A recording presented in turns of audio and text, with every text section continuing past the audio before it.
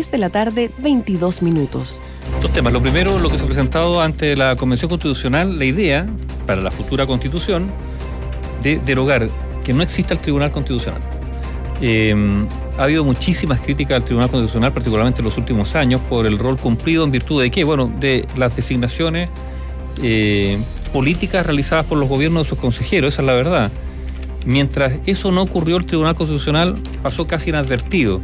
¿Y qué fue lo que pasó a ocurrir? Que los gobiernos empezaron a postular a personas ligadas directamente a su entorno, muchos de ellos incluso con precarios conocimientos jurídicos. ¿Y qué lo que ocurrió? Que se empezó a ver algunas votaciones donde el empate lo dirimía el presidente del tribunal designado por el presidente de turno. Esto ocurrió en el gobierno de Michelle Bachelet y después en el gobierno de Sebastián Piñera, con lo que el prestigio del Tribunal Constitucional se fue erosionando, ni más ni menos que en virtud de la politización a la que fue llevado por los presidentes por sus designaciones. Esa es la verdad. Porque antes de eso, poco se hablaba del Tribunal Constitucional porque sus fallos no eran entendidos como algo con intencionalidad política. A ver, varias cosas. El Tribunal Constitucional se creó en 1970, o sea, es anterior al golpe militar y no es creación de la Constitución de 1980. En segundo lugar, hubo grandes ministros, respetados ministros, que tuvieron un origen político, pero nadie discutió ni sus conocimientos ni que actuaran con ecuanimidad. Yo creo que recordar que, por ejemplo, fue miembro del Tribunal Constitucional José Antonio Viragallo, que había sido senador socialista. Fue miembro del Tribunal Constitucional Hernán Bodanovich. Me estoy refiriendo... Militantes de partido. No, y en esta etapa, en la etapa post-Pinochet, digamos, no estoy hablando de tiempos antiguos. Y nadie podría decir que Hernán Bodanovich no fue un muy buen ministro. Raúl Bertelsen, que no había sido político, pero relacionado con la derecha, que es un profesor de derecho tan conocido. Jorge Correa Sutil, demócrata cristiano, nadie discutió sus capacidades. José Luis Sea, gran profesor de derecho constitucional. En fin, yo creo que uno podría revisar, y el asunto es que no está en discusión que podrían ser personas relacionadas con el mundo político, sino si son capaces de desprenderse de justamente estas convicciones políticas para transformarse en un juez. Hoy día el presidente del Tribunal Constitucional francés fue ministro, fue canciller, fue primer ministro, que en Francia significa jefe de gobierno, y resulta que son capaces de desprenderse de esta condición política para transformarse en jueces y dar garantías a todos. ¿Qué ha pasado en Chile? Que con el correr del tiempo, y no siempre fue así, con el correr del tiempo empezaron a nombrar políticamente a los ministros los que no fueron capaces de desprenderse de su condición política. Y eso es un desastre, absolutamente un desastre. Y por lo tanto, no es un problema de la institución en sí, sino es un problema de los políticos, los que horadaron el Tribunal Constitucional. ¿Podemos agregar otras cosas? Claro. ¿Esto comenzó hace tiempo? Sí.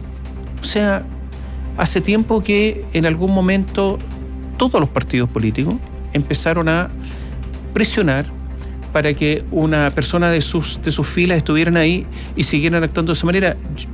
A ver, en algún momento, desde el corazón de la moneda, nombraron a un miembro del Tribunal Constitucional que durante mucho tiempo además fue presidente, y este tribunal tiene un problema de conformación, tiene 10 ministros. Normalmente los tribunales colegiados tienen ministros impares, de manera que siempre haya una mayoría, pero no puede haber empate. Entonces, ¿qué pasa acá? Que el presidente del tribunal es el que resuelve, el que finalmente decide. Entonces, claro, empezaron a surgir todo este tipo de problemas, pero por un problema de diseño. Carlos Carmona, en los tiempos de Lagos, que Lagos le hablaba de que era la república, le decía, pero Carlos Carmona salió del corazón de la moneda, y María Luisa Abraham salió del corazón de la moneda, en este caso nombrada por Sebastián Piñera. Son los políticos los que horadaron el Tribunal Constitucional, no es la institución en sí. Lo segundo es que hay que entender que el Tribunal Constitucional siempre va a molestar a los políticos. Siempre. ¿Por qué? Bueno, porque es un contrapoder, pues. Y porque le muestra sus fallas, pues, Tomás. Evidentemente, si no hubiera leyes inconstitucionales, no habría necesidad de un tribunal constitucional. El problema es que las hay. El problema es que los políticos violan la ley, violan la Constitución al dictar leyes. Sí, ese es el problema. Entonces les molesta.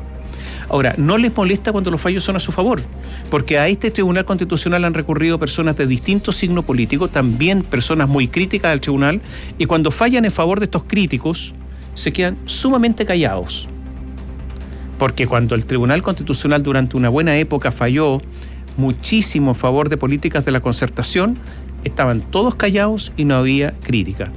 Bueno, el tribunal siempre tiene que ser un contrapoder, porque siempre va a revisar la legislación. ¿Y la legislación de quiénes? ¿Qué dictan los políticos, pues? Entonces, cuando se dice es una tercera cámara, es un error, no es una tercera cámara, es un tribunal que va a revisar lo que hacen las cámaras. Contrapoder. ¿Y qué pasa si no existe el Tribunal Constitucional? Bueno, se está planteando que sea la Corte Suprema, ¿no? Bueno, en algún tiempo lo fue.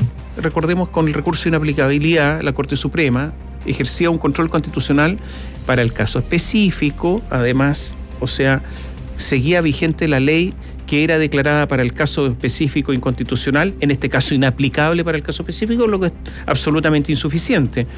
Pero resulta que los jueces de la Corte Suprema no son especialistas. Lo ideal es que los miembros del Tribunal Constitucional sean especialistas.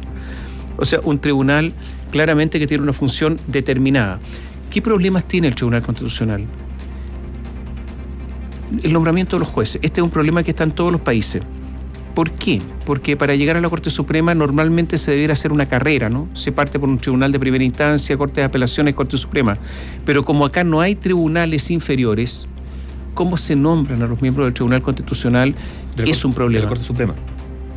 No, el Tribunal Constitucional. El Tribunal Constitucional. O sea, de la Corte Suprema se entiende porque hay una carrera, pero uno de los inconvenientes de un Tribunal Constitucional es que no hay una carrera, llegan directamente al Tribunal Constitucional. Entonces, habrá que establecer requisitos muy exigentes. Habrá que establecer requisitos en que los miembros del Tribunal Constitucional rindan una prueba pública. O sea, requisitos muy exigentes. Pero resulta que eliminar el Tribunal Constitucional, a mi juicio, es un error. Hay tribunales constitucionales muy prestigiosos. El Tribunal Constitucional alemán, la instancia constitucional francesa, el Tribunal Constitucional italiano. Fíjense que el actual presidente de Italia, que todo el mundo quiere que incluso se quede un tiempo más, y él no quiere, resulta que no encontraban quién designar presidente y estaba la lucha política, hasta que al final dijeron, no, tiene que ser este señor. Y le dio garantías a todos. Era un ex ministro, un ex juez del Tribunal Constitucional italiano. Él les dio garantías a todos. ¿Qué se discute ahora? Sí, podría ser el primer ministro italiano actual, pero si no, una mujer ex miembro del Tribunal Constitucional. Podría ser, da garantías a todos. ¿Otros estándares? Claro. ¿Niveles de conocimientos altos? Sí. ¿Podríamos hacer lo mismo nosotros? A lo mejor sí. Pero el Tribunal Constitucional, el problema no es de esa instancia jurisdiccional, el problema es de los políticos que se lo faenaron. Digámoslo así, lo llevaron al desposte, digamos, a un matadero. Habrá que recuperarlo, porque eliminarlo, ¿saben lo que pasa? Que además es malo concentrar el poder. La Corte Suprema ya tiene mucho poder. ¿Quién controla la Corte Suprema? La controla alguien. Darle más poder a quien no controla a nadie. Mejor repartir el poder, porque eso es más democrático y establece entre las instituciones ciertos equilibrios que es mejor para el juego democrático, creo yo. Bueno, está la teoría, digamos, de la democracia, que el poder esté repartido, que haya separación de poder y que haya equilibrio. Y que haya equilibrio. Ahora, está planteado y por lo tanto, a ver, ¿qué es lo interesante además de lo planteado en el día de hoy? Que ya se entran a esbozar algunos temas que van a ser de debates bien de fondo del proyecto constitucional que se va a debatir. Existencia o no del Tribunal Constitucional, después estaremos hablando del sistema político de gobierno, probablemente, y ahí el naipe es mucho más variado, pero ya estamos en eso. Viendo lo que va a ocurrir. No dejar de referirme también a lo que ha ocurrido hoy día. Mira, a partir de las declaraciones de Héctor Yaitul, muy, no sé la palabra despectivas, pero muy a contrapelo del gobierno que se va a instalar de Gabriel Boric. Hoy día hubo preguntas, digamos, algunos, Aisca Sicha en particular, que no se ha negado a la posibilidad de hablar con cualquiera. El tema está planteado porque ha sido muy, muy complejo para muchos ministros de distintos gobiernos de distintos signos lograr establecer mesas de diálogo en la Araucanía. Todas esas mesas de diálogo que se han instalado han sido en la mayor parte de las veces infructuosas. De hecho, hay algunas que están teóricamente, o sea, no teóricamente, funcionando, pero cuyo resultado siempre es exiguo. Y la pregunta va a ser tema de debate, probablemente también al interior del futuro gobierno, es si efectivamente se puede dialogar con alguien que pone, digamos, una pistola sobre la mesa, digamos, que sigue insistiendo o presionando a través de la violencia política, o sea, el uso de la violencia como instrumento político. Será probablemente, porque ya se le preguntó, uno de los primeros debates que tendrá, me imagino que el comité político del gobierno entrante, cuyos miembros no sabemos, que son parte de las negociaciones. Recordemos que el día de mañana los partidos que forman Apruebo Dignidad le van a entregar al presidente electo sus cartas, sus nombres, para la conformación del gabinete.